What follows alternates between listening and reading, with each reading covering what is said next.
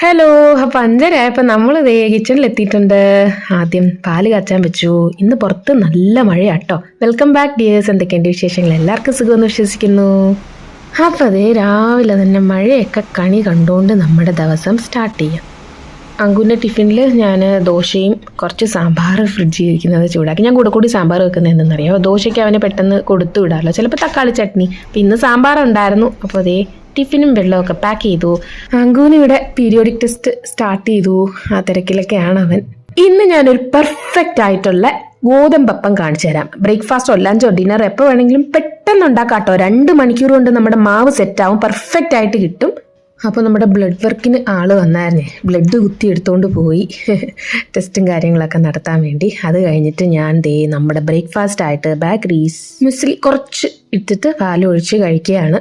കാരണം ബ്ലഡൊക്കെ എടുത്തുകൊണ്ട് ഉടനെ ഭക്ഷണം കഴിച്ചില്ലെങ്കിൽ പ്രശ്നമാണ്. ഞാൻ കുറച്ച് ചൂട് പാലിലൊന്ന് ഒഴിച്ചൊന്ന് കുതിർത്തിയാണ് കഴിക്കുന്നത് കേട്ടോ. ചിലർക്ക് തണുത്ത പാലിൽ അങ്ങനെ കഴിക്കുന്ന ഇഷ്ടം, ഓരോരുത്തരുടെ ഇഷ്ടത്തിനനുസരിച്ച് കഴിക്കാം. ഞാനപ്പോൾ ചൂട് പാലൊഴിച്ചിട്ട് ഒന്ന് സെറ്റാക്കി കഴിക്കാനായിട്ട് ഫ്രണ്ടിലോട്ട് വന്നപ്പോൾ നല്ല ഇരുട്ട്, മഴയല്ലേ.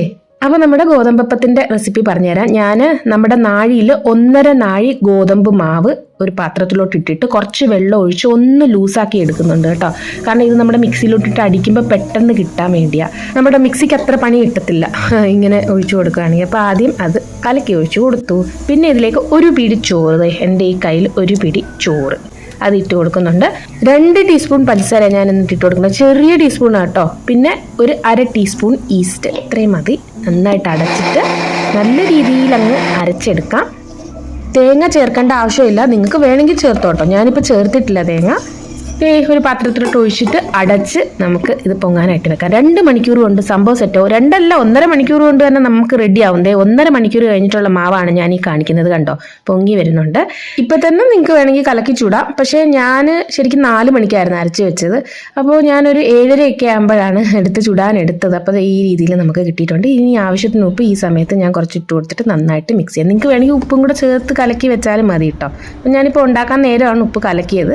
എന്നിട്ട് സിമ്പിളായിട്ട് ഞാൻ കല്ലപ്പം പോലെയാണ് ചുടുന്നത്. നിങ്ങൾക്ക് അപ്പം ചട്ടിയിൽ വേണമെങ്കിൽ ചുടാം. ഞാൻ ഈ രീതിയിൽ നമ്മുടെ കല്ലപ്പം സ്റ്റൈലിൽ ഒഴിച്ചിട്ട് നല്ല രീതിയിൽ നമ്മുടെ അപ്പം പോലെ തന്നെ കുമ്പിളാം കേട്ടോ. ഈ ചപ്പാത്തിയൊക്കെ ഉണ്ടാക്കാൻ നമുക്ക് കുഴയ്ക്കാൻ മടിയാണെങ്കിൽ നമുക്ക് പെട്ടെന്ന് ചെയ്ത് വെച്ചാൽ മതി. ഞാൻ പറഞ്ഞാൽ 1.5 മണിക്കൂർ കൊണ്ട് പെട്ടെന്ന് പൊങ്ങി വരും. കാരണം ഇൻസ്റ്റൻറ്റ് ഈസ്റ്റ് ഉപയോഗിക്കണം കേട്ടോ. ഇൻസ്റ്റൻറ്റ് ഈസ്റ്റാണ് ഇതിന് നല്ലത്, ഇൻസ്റ്റൻറ്റ് ഡ്രൈ ഈസ്റ്റ് കേട്ടോ. അപ്പോൾ നമ്മുടെ അപ്പം സെറ്റായി വന്നിട്ടുണ്ട്. 2 മിനിറ്റ് കൊണ്ട് തന്നെ നന്നായിട്ട് വെന്ത് വരും. നോർമൽ നമ്മുടെ അപ്പം ചുട്ടെടുക്കുന്ന പോലെ തന്നെ ചുട്ടെടുക്കുക.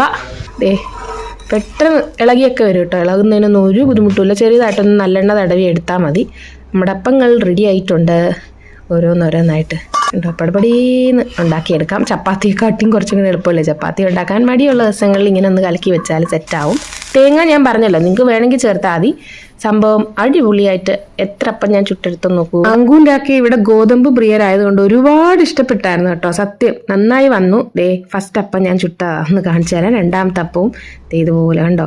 നിങ്ങൾക്ക് അഥവാ വെള്ളം കലക്കുവാണെങ്കിൽ, വെള്ളം കൂടിയതായിട്ട് തോന്നുവാണെങ്കിൽ കുറച്ച് റവയും കൂടെ ചേർത്തിട്ട് ഇതുപോലെ ചുട്ടെടുക്കാം. നന്നായി ഇളകി വരും കേട്ടോ. കാരണം പിറ്റേ ദിവസം ഞാൻ ഫ്രിഡ്ജിൽ വെച്ചപ്പോൾ ഇച്ചിരി ലൂസായ തോന്നിയപ്പോൾ ഞാൻ കുറച്ച് റവയും കൂടെ ചേർത്തിട്ട് ഉണ്ടാക്കിയായിരുന്നു. സൂപ്പറാണ്. അപ്പോൾ പുറത്ത് നമുക്ക് നല്ല തകൃതിയായിട്ട് മഴ പെയ്തുകൊണ്ടിരിക്കുക. ഞാൻ കഴിഞ്ഞ വ്ലോഗിൽ നമ്മുടെ ചെന്നാട്ടിക്ക് കാണിച്ചിരുന്നല്ലോ. അപ്പോൾ അതിൻ്റെ കുറച്ച് ബാക്കി ഇരുന്നത് ഞാൻ ഗ്രില്ല് ചെയ്ത് ഉണ്ടാക്കാമെന്ന് വെച്ചിട്ടേ നമ്മുടെ മൈക്രോവേവിലോട്ട് എടുത്ത് വെക്കുകയാണ്.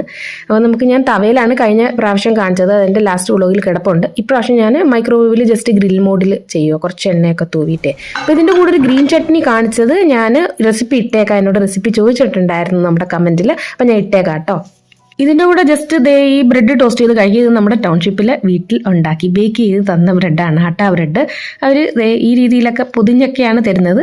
നല്ല സോഫ്റ്റാണ്, നല്ല ടേസ്റ്റാണ്. ഹോം മെയ്ഡ് അല്ലേ, നമുക്ക് ധൈര്യപൂർവ്വം വാങ്ങിച്ച് കഴിക്കാം. അപ്പോൾ ഞാൻ ചെറുതായിട്ടൊന്ന് അതും കൂടെ ഒന്ന് റോസ്റ്റ് ചെയ്തിട്ട് അതിൻ്റെ കൂടെ ടിക്കി കഴിച്ചാൽ സൂപ്പറാണ്. സുഖമായിട്ട് നമുക്ക് തവയിലും ചെയ്യാം, മൈക്രോവേവിൽ ഗ്രില്ലും ചെയ്യാം. പിന്നെ ചട്നി ഞാൻ ഇട്ടേക്കാം. നല്ല ഫ്രഷ് മല്ലിയില കിട്ടുന്ന ദിവസം തീർച്ചയായിട്ടും അതിന് റെസിപ്പി വരുന്നതായി. പിന്നെ ലഞ്ച് മീൽ പ്രിപ്പ് എന്താണ് എന്നിങ്ങനെ ആലോചിച്ചിട്ടിരിക്കുമ്പോഴാണ് നമ്മുടെ ചുരക്കി ഇരിപ്പുണ്ട്.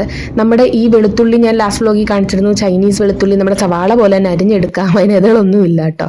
അപ്പോൾ അതിൻ്റെ കൂടെ ഇരുന്ന് നമ്മുടെ ചുരക്ക ഇങ്ങെടുത്തിട്ടുണ്ട്. ചോറ് തിളയ്ക്കുന്നുണ്ട്.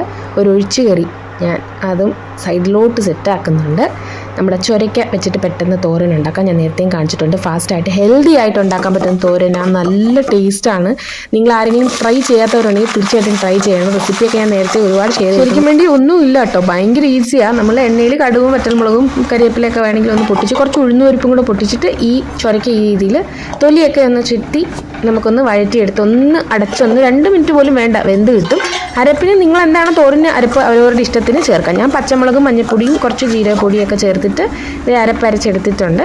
ഇത് നമുക്ക് അതിനകത്തോട്ട് തട്ടിയിട്ട് കൊടുക്കാം. മുളക് പൊടി ഞാൻ ചേർക്കുന്നില്ല കേട്ടോ ചുരക്കത്തോരൻ. നിങ്ങൾക്ക് വേണമെങ്കിൽ മുളക് പൊടി ആഡ് ചെയ്തോളൂ. ഞാൻ പച്ചമുളക് നല്ലതായിട്ട് ചേർത്ത് കൊടുത്തിട്ടുണ്ട്. ഒരുവിധം എരിവുള്ള പച്ചമുളകായിരുന്നു. എന്നിട്ട് ഈ അരപ്പങ്ങോട്ട് തട്ടിയിട്ടിട്ട് വെന്ത് ഒരുവിധം വന്ന ചുരക്കയിലോട്ട് ജസ്റ്റ് ഒന്ന് പൊത്തി വെച്ചിട്ട് ആ മിക്സി കഴുകി കുറച്ച് വെള്ളം കൂടെ ഒഴിച്ചു കൊടുത്തു. അല്ലാതെ ഞാൻ ചുരക്ക വേവിക്കാൻ നേരം വെള്ളം ഒഴിച്ചിട്ടുണ്ടായിരുന്നില്ല. എന്നിട്ട് പിന്നെ കുറച്ച് 2 മിനിറ്റ് പോലും വേണ്ട കേട്ടോ. 1 മിനിറ്റ് കഴിഞ്ഞ് ആ അടപ്പ് മാറ്റിയ പച്ചച്ചവ നമ്മുടെ അരപ്പിൻ്റെ മാറിയിട്ട് മിക്സ് ചെയ്തിങ്ങനെ എടുത്താൽ മതി.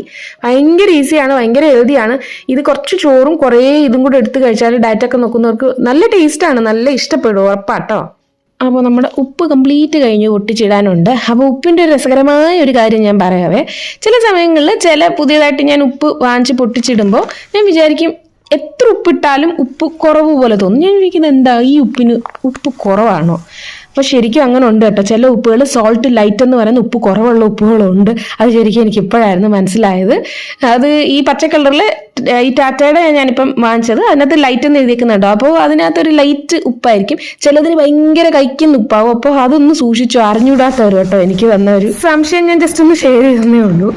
നമ്മുടെ അപ്പത്തിൻ്റെ കൂടെ ഈ ചിക്കൻ കറി ആയിരുന്നു വെച്ചിരുന്നത്. ഇതൊരു സ്പെഷ്യൽ ചിക്കൻ കറി. കുറച്ച് ടൈമൊക്കെ എടുത്തുണ്ടാക്കുന്നത്. ഞാനത് വേറൊരു ദിവസം വ്ലോഗിൽ ഇട്ട് തരാം. കുറച്ച് ടൈം എടുത്തുണ്ടാക്കേണ്ടതാണ് സംഭവം. അപ്പം നമുക്കിന്ന് ഫുൾ ഡേ മഴയായിരുന്നേ. നമ്മുടെ ഈ ടൗൺഷിപ്പിലെ വീട്ടിൽ നിന്ന് ഈ ചാട്ടുകൾ അവരെന്തെങ്കിലും ഹെൽത്തി രീതിയിൽ ഉണ്ടാക്കി തരുവേ. ഇപ്പോൾ ഇത് കടലയും ഉരുളക്കിഴങ്ങൊക്കെ പുഴുങ്ങി ഇവിടുത്തെ സേവൊക്കെ ഇട്ടിട്ട് നല്ല ടേസ്റ്റ് കേട്ടോ. ഈ ചാട്ടുകൾ ഇഷ്ടപ്പെടുന്നവർക്ക് ഇഷ്ടപ്പെടും. എനിക്കിഷ്ടം. ഇപ്പം 3 വാങ്ങിച്ചു. രാക്കേ വന്നില്ലല്ലോ, അപ്പോൾ ഞാൻ മാറ്റി വെച്ചു. ഞാനും അങ്ങ് ഓരോന്ന് വാങ്ങിച്ചും കഴിച്ചു. എനിക്ക് ഭയങ്കര ഇഷ്ടമാണ്. ഇതിൻ്റെ കൂടെ ശരിക്കും ഈ റോ ഒണിയൻ്റെ ഒക്കെ ഒരു ഫ്ലേവർ നല്ലതാണ്. അപ്പോൾ ഈ ചാട്ട് ഇവരുണ്ടാക്കുന്ന ഒരു പ്രത്യേക ടേസ്റ്റാണ്. ഇപ്പം ഞാൻ ഈ കാണിക്കുന്ന നമ്മുടെ ബേക്ക് ചെയ്യുന്ന വേറൊരു പുള്ളിക്കാരി, ഞാൻ നേരത്തെ ബ്രെഡ് കാണിച്ചില്ലേ, അവർ ഉണ്ടാക്കി വെച്ച അവരയച്ചു തന്ന വീഡിയോ അവരിങ്ങനെ ഗ്രൂപ്പിൽ ഇട്ടുകൊണ്ടിരിക്കട്ടോ. ബ്രെഡ് ഉണ്ടാക്കുന്നതും കുറേ കാര്യങ്ങൾ അവരിങ്ങനെ ഷെയർ ചെയ്യും. അപ്പോൾ ഞാൻ നിങ്ങൾക്ക് അതൊന്ന് ഷെയർ ചെയ്യാണ്ടോ. ഹെൽത്തി ആയിട്ട് ഹോം മെയ്ഡ് ആയിട്ട് ഉണ്ടാക്കുന്നതല്ലേ. അപ്പോൾ അവരുടെ റെസിപ്പിയൊക്കെ അവർ ഷെയർ ചെയ്യും. അവർക്ക് ഇൻസ്റ്റാഗ്രാമിൻ്റെ, അതായത് ഈ ഫുഡ് വ്ലോഗ് എന്ന് പറഞ്ഞാൽ ഇൻസ്റ്റയിലൊക്കെ ഭയങ്കര രീതിയിൽ ചെയ്യുന്ന ഒരു ലേഡിയാണിത്. അപ്പോൾ നല്ലൊരു ഇൻസ്പിറേഷനാണ്. ദിവ്യ എന്നാണ് പേര്. അപ്പോൾ ഞാൻ ജസ്റ്റ് നമ്മുടെ ഫ്രണ്ട്സിനും കൂടെ ഒന്ന് ഷെയർ ചെയ്യുന്നുള്ളൂ. അവരുണ്ടാക്കി ഒരു വീഡിയോ. അപ്പോൾ ഇന്ന് പോവുകയാണേ. കുറേ കാര്യങ്ങളായിട്ട് മറ്റൊരു വീഡിയോ ആയിട്ട് വരുന്നത് വരെ എല്ലാവർക്കും thank you so much. Bye bye dears.